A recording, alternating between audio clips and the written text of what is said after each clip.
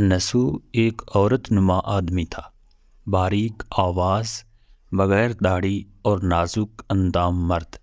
وہ اپنی ظاہری شکل و صورت سے فائدہ اٹھاتے ہوئے زنانہ حمام میں عورتوں کا مساج کرتا اور میل اتارتا تھا۔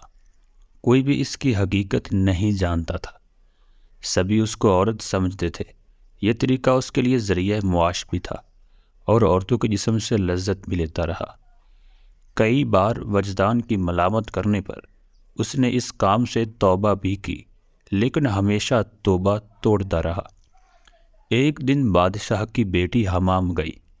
حمام اور مساج کرنے کے بعد پتہ چلا کہ اس کا گرہنبہ گوہر موتی یا ہیرا کھو گیا ہے۔ بادشاہ کی بیٹی نے حکم دیا کہ سب کی تلاشی لی جائے۔ سب کی تلاشی لی گئی، ہیرا نہیں ملا۔ نسو رسوائی کے ڈر کی وجہ سے ایک جگہ چھپ گیا۔ جب اس نے دیکھا کہ شہزادی کی کنیزیں اسے ڈھونڈ رہی ہیں، سچے دل سے خدا کو پکارا اور خدا کی درگاہ میں دل سے توبہ کی اور وعدہ کیا کہ آئندہ کبھی بھی یہ کام نہیں کرے گا۔ میری لاج رکھ۔ اچانک باہر سے آواز آئی کہ نسو کو چھوڑ دو۔ ہیرا مل گیا۔ نسو نم آنکھوں سے شہزادی سے رخصتی لے کر گھر آ گیا۔ نسو نے قدرت کا کرشمہ دیکھ لیا تھا اور ہمیشہ ہمیشہ کے لیے اس کام سے توبہ کر دی۔ کئی دنوں سے حمام نہ جانے پر ایک دن شہزادی نے بلاوا بھیجا کہ حمام آ کر میرا مساج کرے، لیکن نسو نے بہانہ بنایا کہ میرے ہاتھ میں درد ہے، میں مساج نہیں کر سکتا ہوں۔ اس کے بعد کبھی حمام نہیں گیا۔ نسو نے دیکھا کہ اس شہر میں رہنا اس کے لیے مناسب نہیں ہے۔ سبھی عورتیں اس کو چاہتی ہیں اور اس کے ہاتھ سے مساج لینا پسند کرتی ہیں۔ جتنا بھی غلط طریقے سے مال کمایا تھا، سب غریبوں میں بانٹ دیا اور شہر سے نکل کر کئی میل دور ایک پہاڑی پر ڈیرا ڈال کر عبادت خدا میں مشغول ہو گیا۔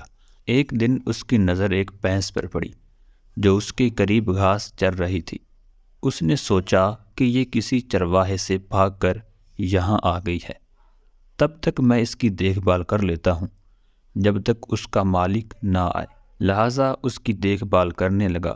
کچھ دن بعد بھینس نے بچہ دیا اور نسو اس کا دودھ استعمال کرنے لگا۔ کچھ دن بعد ایک تجارتی قافلہ راستہ بھول کر ادھر آ گیا، جو سارے پیاس کی شدت سے نڈھال تھے۔ انہوں نے نسو سے پانی مانگا۔ نسو نے سب کو دودھ پلایا اور سب کو سیراب کر دیا۔ قافلے والوں نے نسو سے شہر جانے کا راستہ پوچھا۔ نسو نے ان کو آسان اور نزدیک کی راستہ دکھایا۔ جانے سے پہلے تاجروں نے نسو کو بہت سارا مال دیا۔ نسو نے ان پیسوں سے وہاں کنواں کھدوایا۔ آہستہ آہستہ وہاں لوگ بسنے لگے اور عمارتیں بننے لگیں۔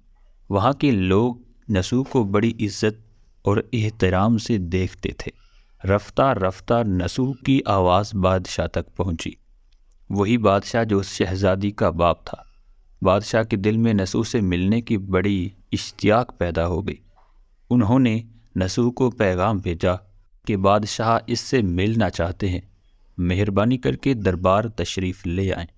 جب نسو کو بادشاہ کا پیغام ملا، انہوں نے ملنے سے انکار کر دیا اور معذرت چاہی کہ مجھے بہت سارے کام ہیں، میں نہیں آ سکتا۔ بادشاہ کو بہت تعجب ہوا۔ انہوں نے کہا کہ اگر نسو نہیں آ سکتے، ہم خود اس کے پاس جائیں گے۔ جب بادشاہ نسو کے علاقے میں داخل ہوئے، خدا کی طرف سے ملک الموت کو حکم ہوا کہ بادشاہ کی روح قبض کر لے۔ اس زمانے کے رسم و رواج کے مطابق اور بادشاہ کو نسو سے ملنے کی وجہ سے لوگوں نے نسو کو تخت پر بٹھایا۔ نسو نے اپنے ملک میں عدل اور انصاف کا نظام قائم کیا اور اسی شہزادی سے شادی کر لی۔ ایک دن نسو تخت پر بیٹھ کر لوگوں کی دادستانی کر رہے تھے۔ ایک شخص وارد ہوا اور کہنے لگا کہ کچھ سال پہلے میری بھینس گم ہو گئی تھی، آپ کی عدالت سے اپنی بھینس کا طلبگار ہوں۔ نسو نے کہا کہ تمہاری بھینس میرے پاس ہے، آج جو کچھ میرے پاس ہے وہ تمہاری بھینس کی وجہ سے ہے۔ نسو نے حکم دیا کہ اس کے سارے مال اور دولت کا آدھا حصہ بھینس کے مالک کو دیا جائے۔ وہ شخص خدا کے حکم سے کہنے لگا، اے نسوج جان لو، نہ میں انسان ہوں اور نہ ہی وہ جانور بھینس ہے، بلکہ ہم 2 فرشتے ہیں، تمہارا امتحان کرنے کے لیے آئے تھے۔ یہ سارا مال اور دولت تمہارے سچے دل سے توبہ کرنے کا نتیجہ ہے۔ یہ سب کچھ تمہیں مبارک ہو۔ وہ دونوں فرشتے نظروں سے غائب ہو گئے۔ اسی وجہ سے سچے دل سے توبہ کرنے کو توبۃ النصوح کہتے ہیں۔